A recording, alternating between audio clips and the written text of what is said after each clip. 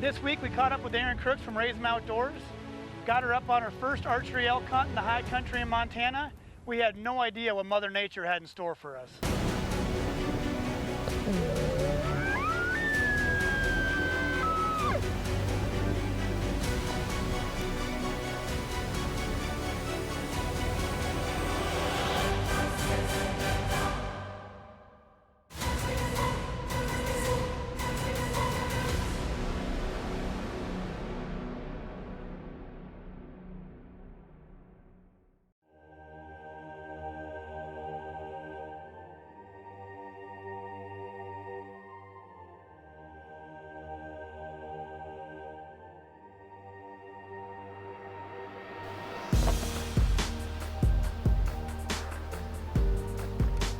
Just kind of gearing up now for archery elk. Should be peak of the rut right now. Bulls, I guess, been bugling like crazy. Just kind of getting ready for archery camp.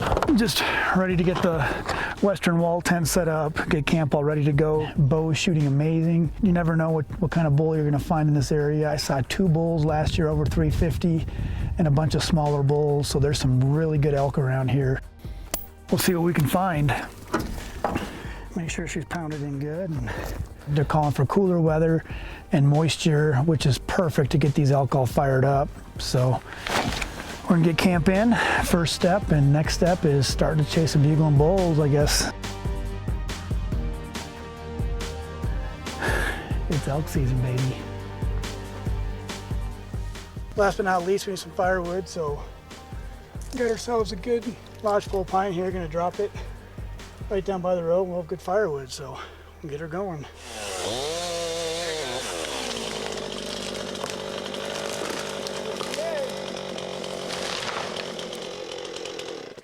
Right where we wanted it. We got it. Let's go cut some chunks up and get some firewood in the truck. First day Erin got into town, it was an absolute gorgeous day, and we were covered up in elk before we even got to camp.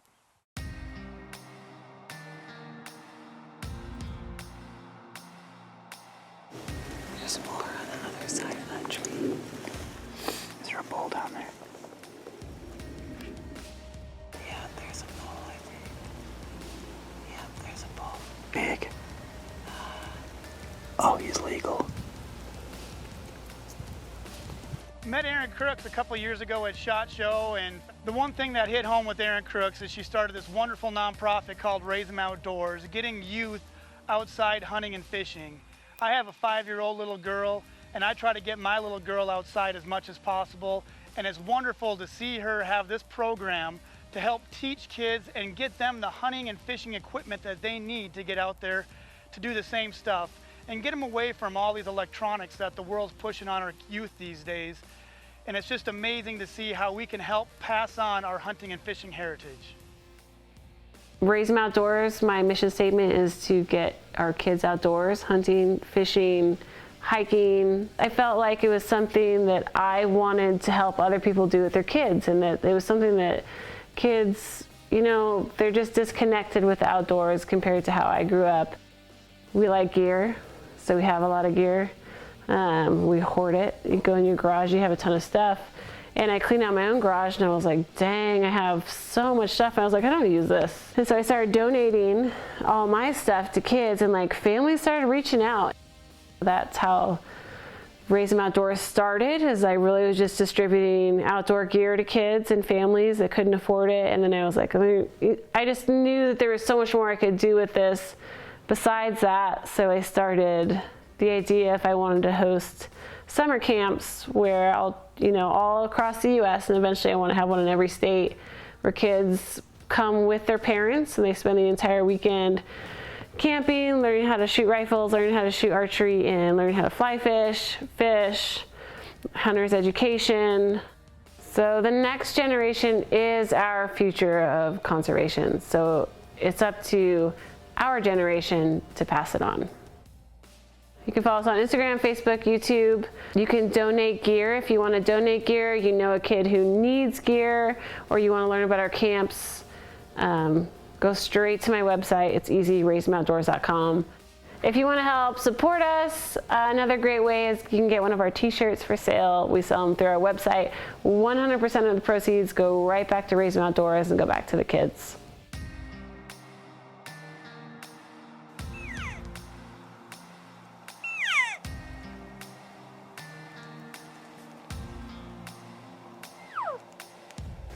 We should have calling sequence and that bull didn't move. I think we're just gonna have to sit tight for a little bit until they get up and start moving. And then we try to figure out if we can get them called in or try to get in front of them. We set up on these elk and we were cow calling, I was bugling, had decoys out, doing everything we could. They'd look in our direction, but those bulls were not gonna leave those cows. Made a quick dash over the ridge, try to catch up with them, but they were already heading up the other side and moving on. So we decided to head back to camp and regroup. Montana Full Circle is brought to you by Buffalo Bore Ammunition, strictly business, and Montana Department of Agriculture reminds you to educate yourself on the harmful effects of noxious weeds.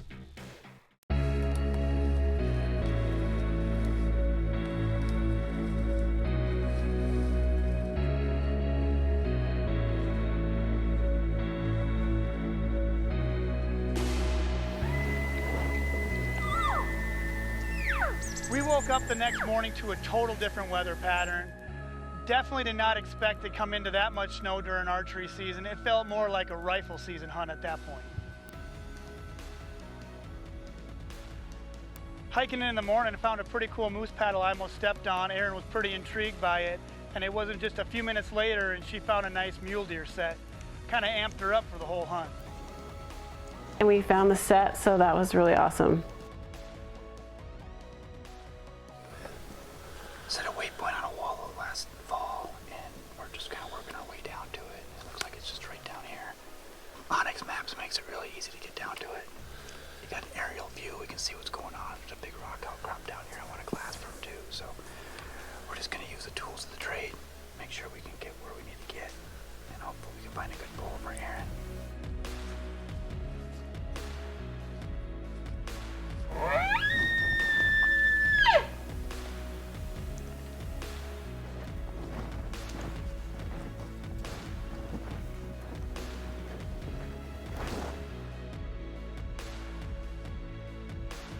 We had a great rock outcrop that we had spotted, and we thought it would be a great glassing point in this drainage. So we started trying to get up there, and it was a little tricky getting up there, but Erin was up for the challenge, and she was a champ.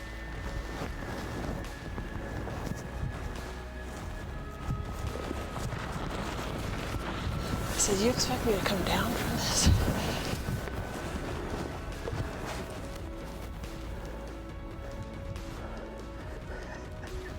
She got up there, we were able to glass around, and sure enough, we located a bull. Okay, I want to slide down a little more. And when it came to getting back down, that was the scary part. When you have short legs, it's not as easy to get back down.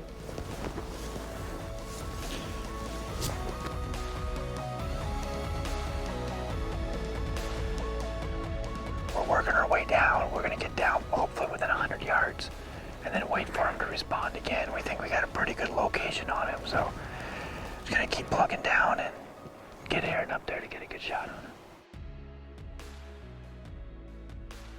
We cut about the distance in half to where that bull was, and at this point we kind of need one more location before we can go after him. It drops off about 1,000 feet in no time right here, so I think we're just gonna hang tight till we hear that bull bugle again, then we'll try to cut that distance in half again and get on him. So we just had that bull pipe off again. He might be all the way down and across the bottom, but we got another 1,000 feet to drop. But when there's an elk bugling and you got a tag in your pocket, you gotta go check it out. You don't know how big the bull is, but shh. Oh, he's fired up. Let's go. You getting excited yet?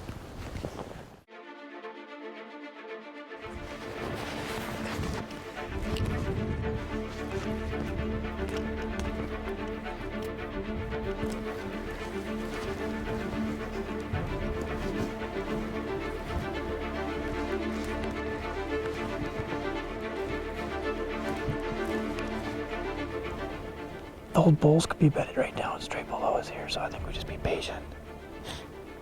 So it's a patience game. September in Montana, man. Never know what you're gonna get.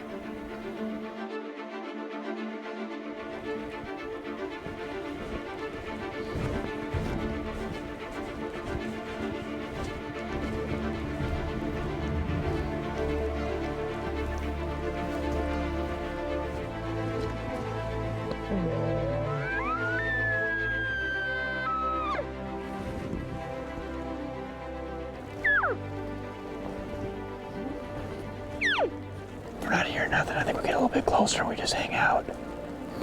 I got that lumberjack tarp in the back. We can pop that thing up and get out of the snow and just kind of hang out for a little bit. So, grab a bite, relax. Yeah, it started raining, snowing. We decided we had to hunker down for a little bit. We pulled out our satellite tarp, covered us up, and hunkered down for a little while. So the weather started to come in, it's snowing, it's kind of raining, it's windy like crazy. Put up a tarp, the guys take a nap. I'm freezing my ass off because I'm from Virginia and it's 90 degrees. Just gonna hunker down for a little nap till we hear the bulls bugling again, so not a whole lot you can do at this point, just wait.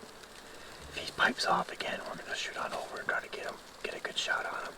Erin's been shooting her bow amazing. We just got done shooting yesterday. She was shooting great, so we know she'll get a good shot on him if we can get a chance.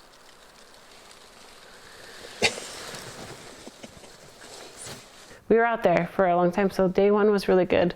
That was the first time I ever heard elk bugle in my life, so that was pretty cool.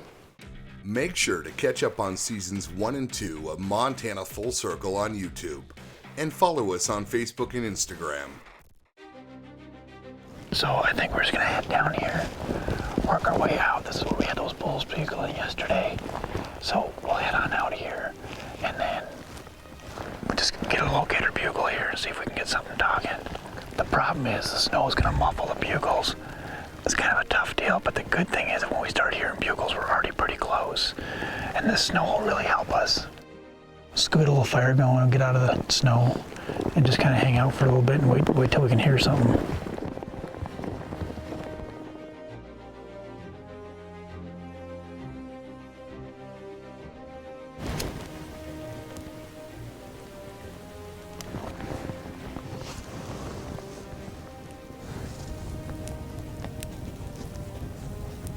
Started blowing like crazy. No elk were talking whatsoever, so we decided to head back to town that day just for lunch and kind of refuel. We went to the Bitterroot Brewery for lunch and refueled, and then went back out that evening for evening hunt instead and just took the day off, day 2, midday off.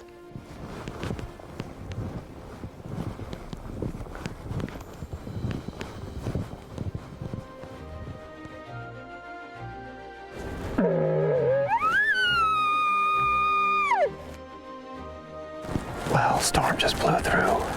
Finally cleared up a little bit. Wind just came back again, but we got about 6 inches of new powder here on the ground. And I think tomorrow's gonna be a better day. Just nothing talking today. It's been pretty quiet. Tomorrow we got a money spot. I always get into a lot of really good bulls up there, so we'll get up there and hopefully Miss Erin can get a good shot. Find you a big bull. That afternoon it cleared up and we decided to get up and do a little calling. Still nothing was talking, didn't seem like much was moving, but we were able to catch up and get a few grouse for dinner. That's him. Yeah. There he goes. Beautiful. It's a little rough grouse. No, it's a little spruce. It's a young spruce. We step on one wing. This other wing might not hold, so this might not work this time. But and he just pulled. There. There it is. Ready to go.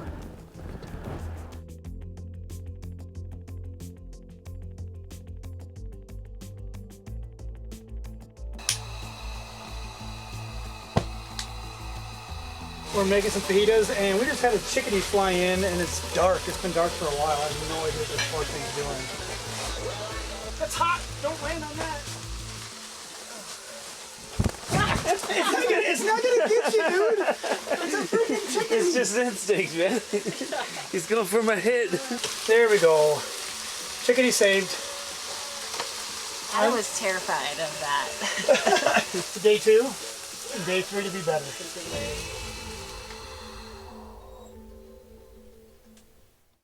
Montana Full Circle is brought to you by Loophole Optics, Slumberjack, and Bergara.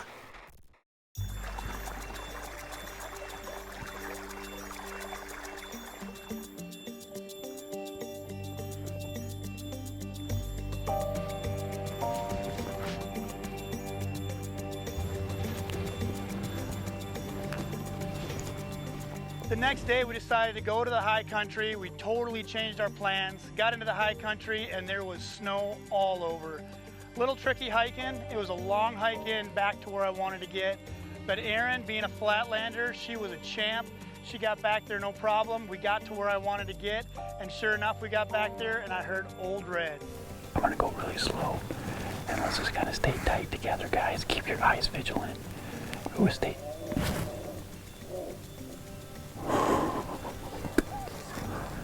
This bull sounded like a red stag, and sure enough, there were cows all over, and we knew we were right where we needed to be.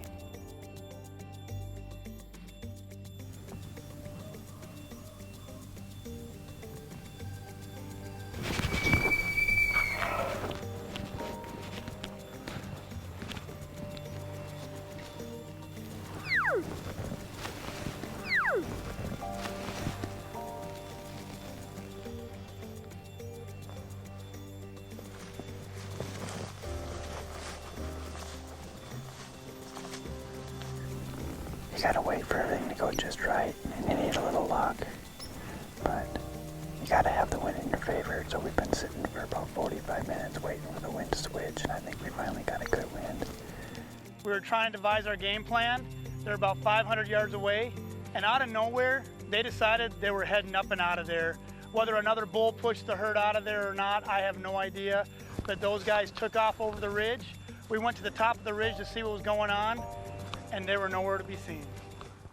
Montana Full Circle is brought to you by Shedhorn Cellars, Bog Pod, and Nanook.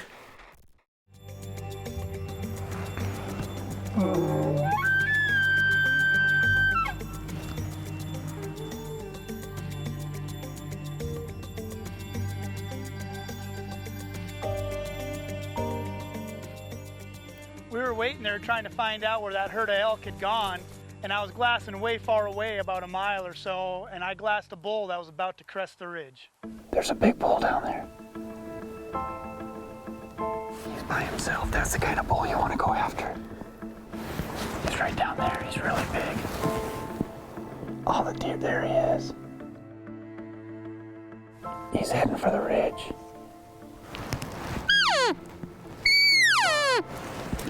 I ripped off a few cow calls and really started working some hyper hot calls, and sure enough, that bull decided to turn around, and I got him coming our way.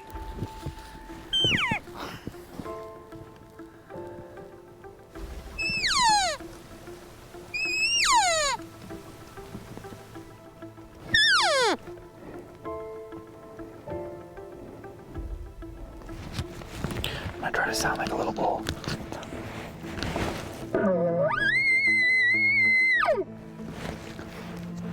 He's way low now, coming out of that green timber altogether. And at that point, we had a lot of time where we were set up. So Erin had that loophole rangefinder, and she ranged all these different points. She knew exactly what her distance was that she could shoot. That bull dropped down out of sight in the drainage, and we waited forever, and I totally had gave up on him. I didn't think he was coming. We were sitting there, and all of a sudden, I see these tines coming straight up towards us. And I knew the game was on. But we were stranded. We were stuck in the middle of a big opening. We couldn't move. I couldn't do any cow calls. He'd pin us, so we just sat there and waited.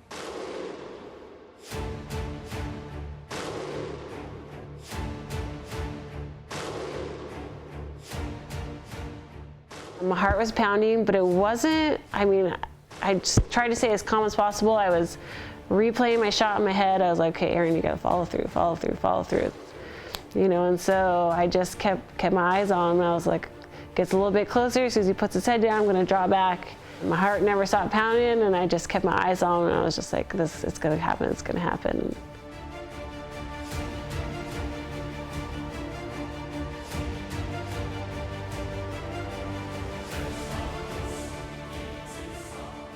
I really wasn't nervous. I was really excited. The biggest thing I kept playing over in my head was just I didn't want to get nervous. You know, if we did call an elk in, I was like, that was the one thing that's probably gone through my head the entire time. And I was like, okay, I don't want to get target panic. I don't want to, because I've never had a close encounter with an elk, and elk are just are enormous. It's nothing like deer hunting, and so that was something just like over and over and over.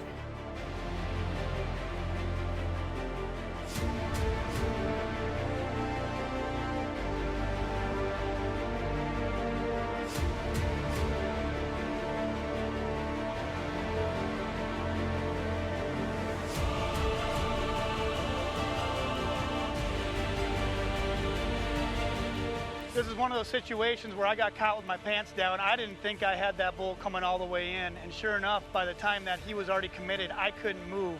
I needed to be back about 70 yards so I could make a few calls to draw that bull in a little closer to Erin. But that bull got to about 53 yards, and there was nothing we could do. Erin felt comfortable to about 40 yards, and we just couldn't get that bull in that last little bit.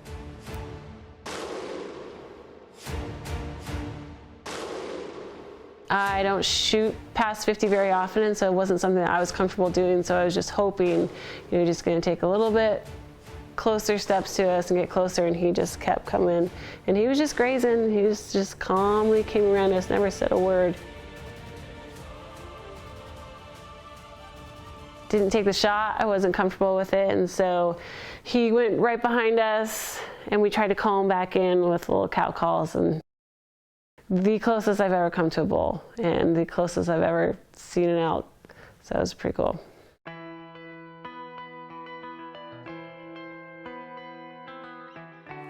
And she knew that bull wasn't in her range, and she was responsible and just didn't take a shot. Either way, kill or not, it's those experiences that'll keep you coming back year after year, and that's what hunting's about. It's not about the killing, it's about the hunting. I didn't know what to expect. I wanted to hear bulls screaming first and foremost, more than anything, like whether I was able to connect with the bull or not. I just really wanted to be able to experience that up and close. You know, just seeing elk, period, was a really cool experience. Having an elk walk straight into us at 60 yards, just as calm as can be, and not know that we're there was pretty awesome. It's an addicting hunt. Everybody says it is, especially for, I mean, doesn't matter, archery rifle, they say it's addicting. Elk hunting's addicting. It's tough. It's probably one of the toughest hunts, tougher than any of the hunts that I even did in Kodiak. It's a pretty cool game, and it's definitely something I'll be doing a lot in the future.